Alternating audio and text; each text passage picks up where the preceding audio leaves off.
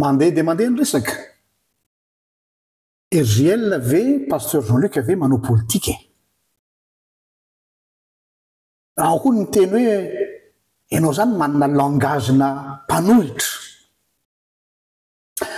ao indray nefa ndraindray sasany teny hoe ary tohatra ny asoasoavinao indray zany olona sasatsasany amin'ny fitondrana zany ohatra ny teny anga ministra Njono aho teto very ny kily lao zany fitenenana misy teny Ngai Kourtchev zay manao hoe zay ozy izy tsy mila manafika anareo avy ety ivelany fa ianareo izy dia potehinay avy ao anatiny. On n'a pas besoin de vous envahir, on va vous détruire de l'intérieur. Ny problème atsika malagasy dia zao no potehina avy ao anatiny ilay mode de pensée sy structure de pensée tsika mihitsy. Nous potehina les modes de pensée sy structure de pensée tsika mihitsy. Ary tompona andraikitra amin'ny fahanimbana sy fahasimbana zany daholo ianareo rehetra acteur politika mifandimby teo Madagasikara. Tsy misy afaka manadio tena ianareo hoe tsy zahay fa ranona tompona andraikitra daholo nareo anatin'izany. Satria ny zavatra zay nataonareo voalohany dia hoe potehina avy ao anatiny dia amin'izay zany tsy afaka mieritreritra, tsy afaka mireagira fa manaradreny rano fotsiny ary na mireagira azy dia mety hoe manao réaction à chaud. Ny zavatra zay tiako apetraka eto ny positionko dia ity. Efa nolazaiko foana zay tamin'ny fandarana sasatsasana ary mbola averiko eto horen-tany horen-danitra dia ny zavatra tsy ampy ngeza be anankiray ao Madagasikara akoatra ny zavatra hafa dia tsy misy mihitsy ny atao hoe contre-pouvoir. Averiko tsy misy mihitsy ny atao hoe contre-pouvoir.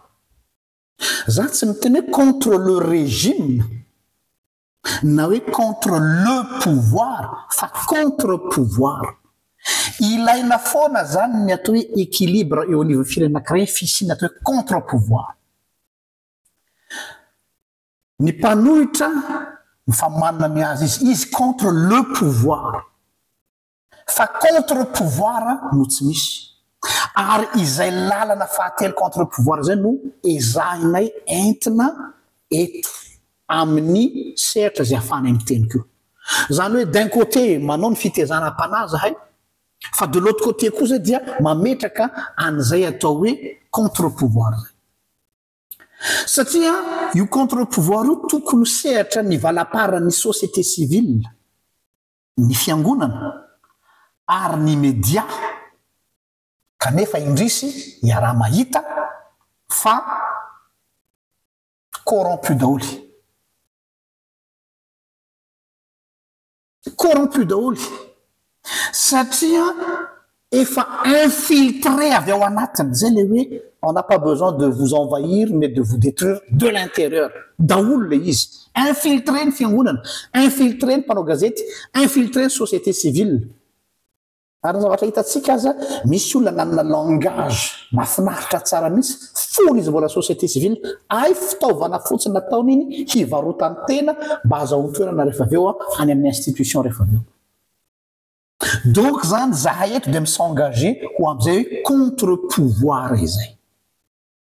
Noho zany rehefa ao anatina atao hoe contre-pouvoir ianao dia mety amin'ny solomason'ny mpitondra dia hoe manao langage na opposition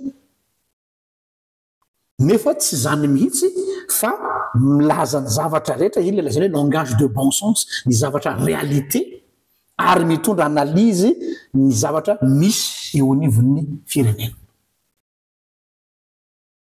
Ao anatin'izay zany nizanizany eo mety miova indray ty régime ty après tsy fantatro firy taona dia mbola eto zahay fanao fotoantsika ho contre-pouvoir.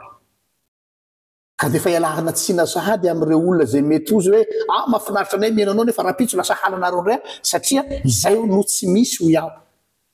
Tsy maintsy ilaina ny contre-pouvoir mba tsy hahatonga ny firenena anankiray ho potika avy ao anatiny, le fahalovana avy ao anatiny.